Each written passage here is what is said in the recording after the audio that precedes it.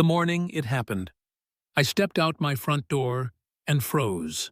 My blue Rolls-Royce, my father's last project before he passed, was covered in thick red spray paint.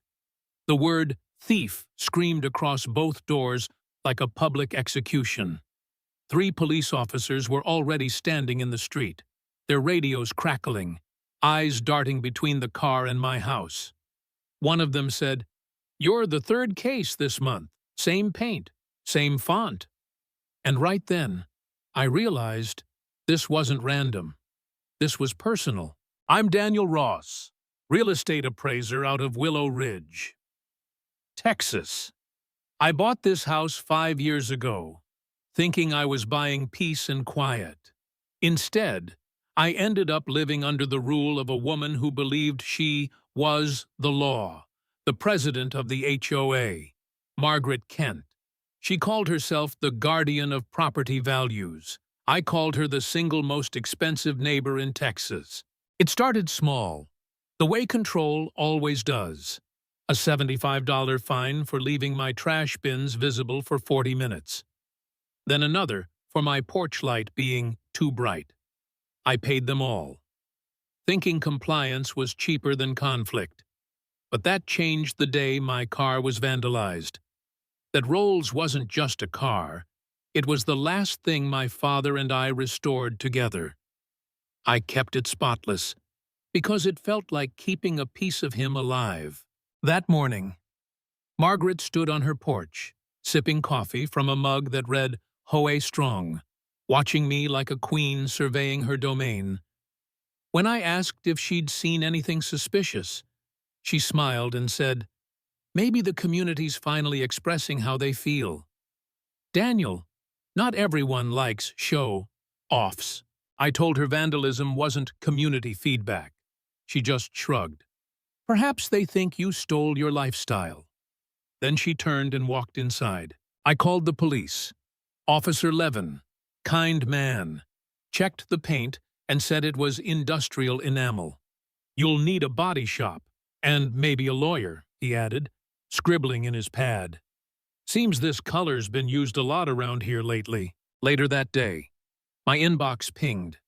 Subject line, possible violation, garage door visibility. Attached was a photo of my vandalized car, time-stamped an hour after the cops left. The HOA accused me of displaying a damaged vehicle and fined me $500 per day until it was repaired. That's when I stopped being polite. I spent the night reading every clause of the HOA's bylaws. 64 pages of rules written like a holy text. Around midnight, I found it.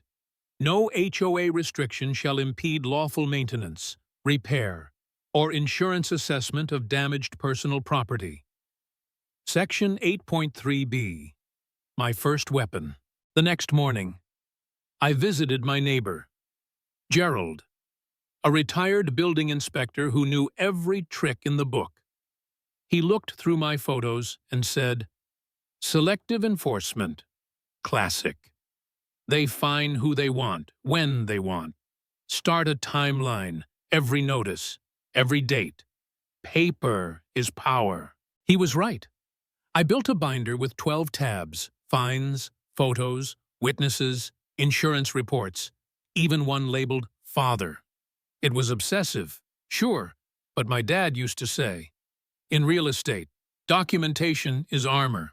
Then Gerald introduced me to his niece, a municipal attorney named Alicia Ramos. "She didn't take HOA vendettas," she said, "but I do take abuse of power." She flipped through my binder and stopped at a property plat map. "This drainage strip behind your house. Daniel, did you know the HOA's been maintaining it?" "Yeah," I said. "They charge everyone for it." She smirked. "They shouldn't. That land's not theirs. Ever checked the deed history?" I hadn't. So I went to the county recorder's office the next day, scrolled through old plats. And there it was. Parcel B. 2 acres of drainage easement. Recorded under Ross Appraisal Trust. Signed by my father 6 months before he died. It hit me like a truck. The HOA had been mowing, landscaping, and billing residents for my family's land for 20 years. When I told Alicia, she whistled softly. Don't say a word to them yet. Let them double down. Then we move. A few days later, a letter arrived. A final notice demanding $3,000 in accumulated fines and threatening a lien on my property. It was signed by Margaret herself in bold ink. That was the moment I stopped seeing her as a nuisance and started seeing her as a fraud. 2 days later, I was summoned to a disciplinary hearing. Attendance mandatory. I walked into the clubhouse that smelled like lemon disinfectant and cheap authority. Margaret sat at the head of the table, surrounded by 4 board members. My photo, the one with the vandalized car, was displayed on an easel. This image, she began, is what devalues Willow Ridge. We will not tolerate residents who attract criminal elements. I stayed calm. You mean the crime you ignored? Her smile froze. Your sarcasm isn't helping. The board votes tonight to impose daily fines retroactive to the incident. I leaned forward, voice steady. Under Section 209.006 of the Texas Property Code, you're required to give 10 days written notice before a disciplinary meeting. This one was dated 5 days ago. The board members shifted uncomfortably. One of them whispered, "He's right." I gathered my papers and said, "Maybe check who owns your drainage lot while you're at it." The silence was thick enough to chew. That night, a white SUV idled outside my house. I stepped onto the porch, phone recording in my pocket. The window rolled down, and I heard her voice. "If you keep escalating, Daniel, you'll regret it. The board doesn't lose." I noted the plate number, the time, the tone. Gerald called it what it was: intimidation. "They're scared," he said. "And scared people make mistakes." He was right again. A week later, Alicia helped me dig deeper.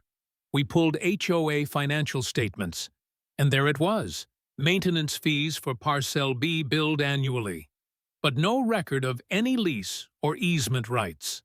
Fraud. Plain and simple. But that wasn't all. Gerald managed to get me copies of board meeting minutes, each one showing a contract renewal for Kent Property Services. Same last name as Margaret, same address, her husband's company. It was textbook self-dealing. That night, I sat in my office staring at the wall, exhaustion crawling under my skin. Maybe I should just fix the car, pay the fines, move away. It wasn't worth the ulcers, the threats, the late-night SUV. I could almost hear my father's voice. "Don't pick fights with fools. They'll drag you down to their level."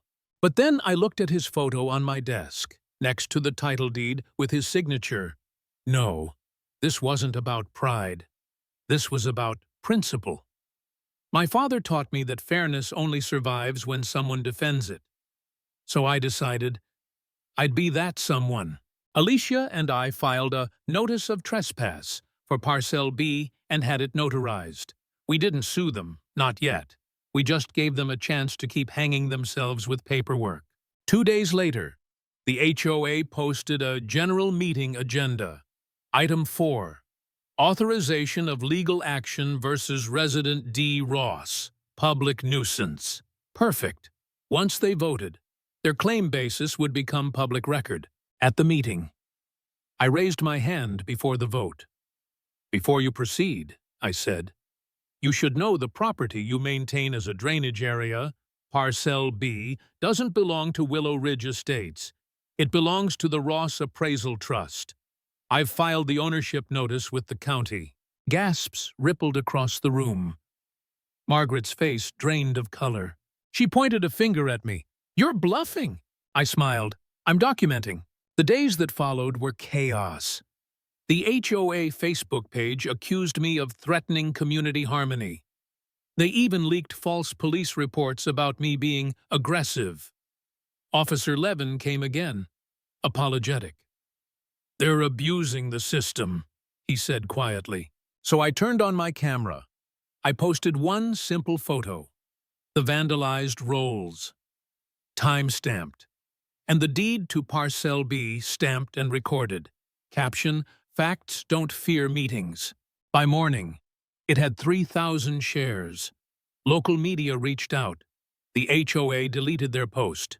Then came the killer blow.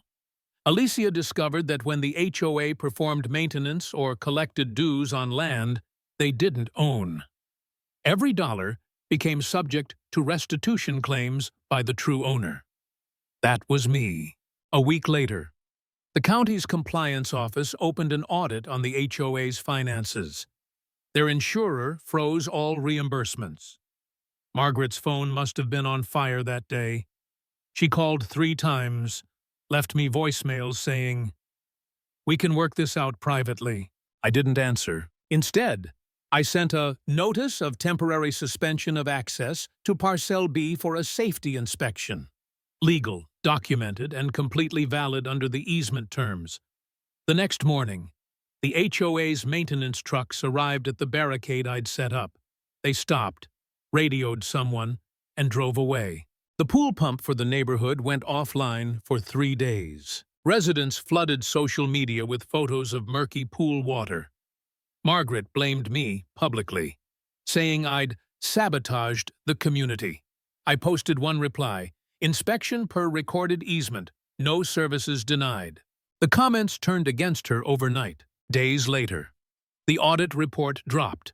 23 pages confirming 4 violations: conflict of interest, unauthorized expenditures, retaliatory fines, and obstruction of records.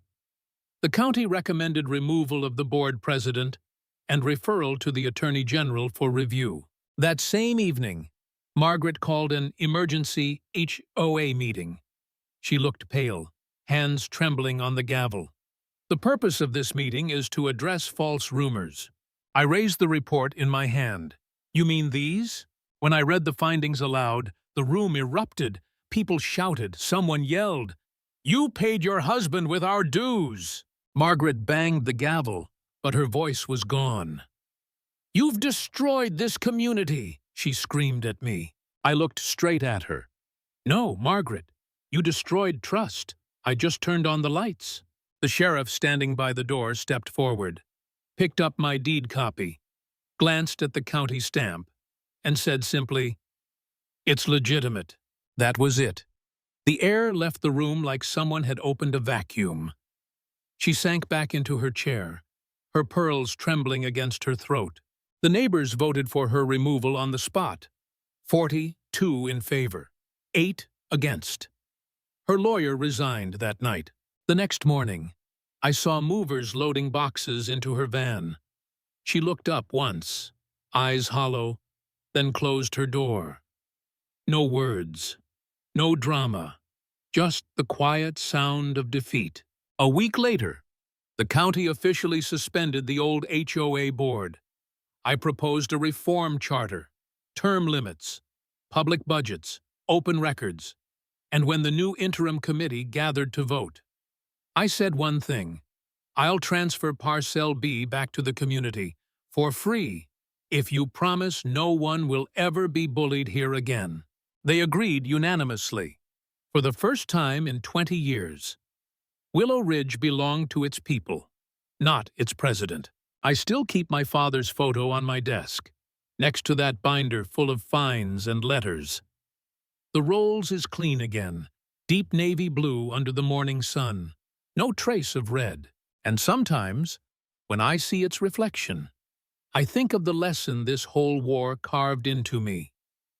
Paper is armor, but courage is what makes you wear it.